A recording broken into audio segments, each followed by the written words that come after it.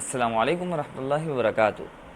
فیصل آباد کی ایک تحصیل میں حالیہ دنوں میں رونما ہونے والا ایک واقعہ، جس میں ایک مسیحی سلیم نامی شخص کے اوپر توہین قرآن کا الزام لگا، اور اس کے بعد مبینہ طور پہ بعض مساجد سے اس بارے میں اعلانات کیے گئے، اور اس کے بعد وہاں موجود مسیحی برادری، ان کے گھروں اور ان کے گرجاؤں کو نقصان پہنچایا گیا، مسمار کیا گیا، آگ لگائی گئی اور مختلف طریقوں سے ضرر پہنچانے کی کوشش کی گئی، اور ایک انتشار، افتراق اور جھگڑے کی کیفیت وہاں پہ فیصل آباد میں پیدا ہو گئی۔ اس سارے معاملے کا ذمہ دار کون ہے اور اس سے متعلق کیا تفصیلات ہیں، اس ویڈیو میں ہم اسی کا مذاکرہ کریں گے۔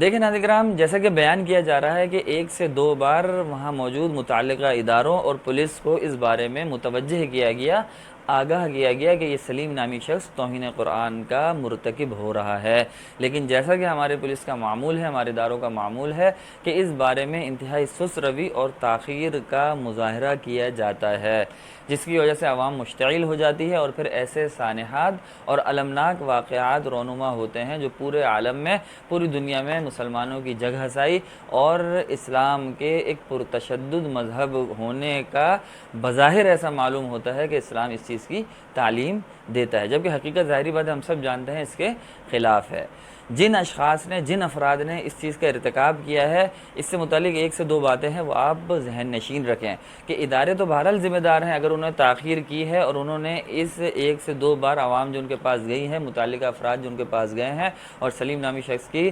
بارے میں کمپلین کی ہے، اور وہ تاخیر کا اگر انہوں نے تاخیر کا ارتکاب کیا ہے تو وہ تو ذمہ دار ہیں ہی ہیں، لیکن وہ افراد اور وہ اشخاص بہر صورت ذمہ دار ہیں، کیونکہ اگر یہ ایک مسئلہ ہے اور اس کا حل نہیں ہو رہا تو اس کا یہ حل نہیں ہے کہ ایک اور مسئلے کو پیدا کر دیا جائے، کیونکہ یہ مسئلہ تو پھر ہمارے اندرونی تھا، جو توہین قرآن کا الزام تھا اس شخص پہ سلیم نامی، اس کو ہم اگر وہ مسئلہ حل نہیں بھی ہو پا رہا تھا تو اس کا کوئی بھی حل یا کوئی بھی چیز تلاش کی جا سکتی تھی، لیکن ایک نیا مسئلہ کھڑا کر دینا جو کہ ہمارا اندرونی نہیں، پھر اب یہ بیرونی اور عالمی مسئلہ عالمی مسئلے کی صورت اختیار کر گیا ہے۔ آپ عالمی میڈیا کو دیکھیں، آپ انڈیا کی میڈیا کو دیکھیں، آپ سارے جو دشمن ہیں پاکستان کے، اسلام کے، ان ساری میڈیاز کو دیکھیں، اور جو سیکولر طبقہ پاکستان میں رہتا ہے، جو اہل مذہب سے بیزار ہے، وہ سب پھر اس واقعے کو اپنے مقاصد میں استعمال کر رہے ہیں، اور اس استعمال کا ذمہ دار مذہبی طبقہ ہی ہے جو اس طرح اپنے عشق رسالت اور اپنے عشق قرآن کا مظاہرہ کرتا ہے کہ قانون کو ہاتھ میں لے لیتا ہے، اور اس کی وجہ یہ بیان کی جاتی ہے کہ حکومت کی جانب سے، اداروں کی جانب سے تاخیر کی جا رہی تھی۔ میں یہ نہیں کہہ رہا کہ حکومت کی جانب سے تاخیر نہیں کی جاتی ہے، حکومت یا ادارے اس بارے میں انتہائی پھرتی اور انتہائی مستعدی کا مظاہرہ کرتے ہیں، لیکن بہرحال میں آپ کے سامنے واضح الفاظ میں کہہ دوں کہ یہ واقعہ انتہائی قابل مذمت اور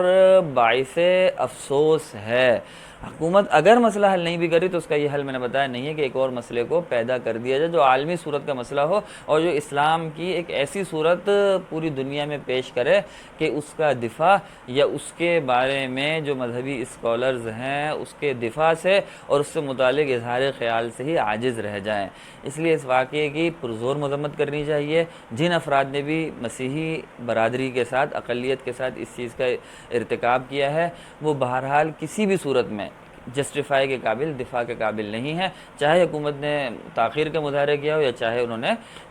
جو ہے مستعدی کا مظاہرہ کیا۔ اور اگر حکومت نے بروقت ایکشن لیا ہو اور پھر بھی ان افراد اور ان عناصر کی جانب سے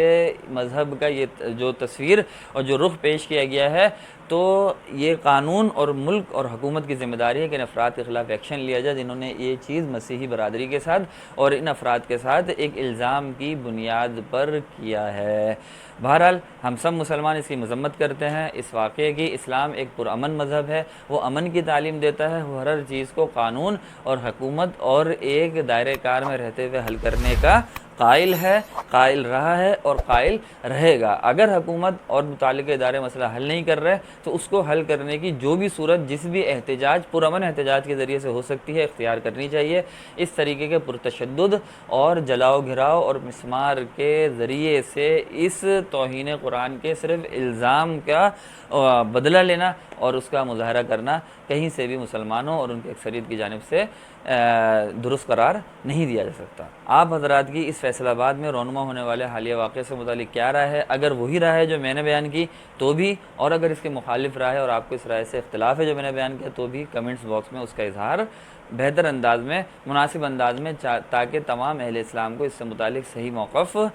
واضح ہو، اس کو بیان کریں کمنٹس میں۔ اپنا خیال رکھیے گا، اللہ تعالی ہم سب کا حامی ناصر ہو اور ہمیں اسلام کی سربلندی کا سبب بننے کی توفیق عطا فرمائے۔ السلام علیکم ورحمۃ اللہ وبرکاتہ۔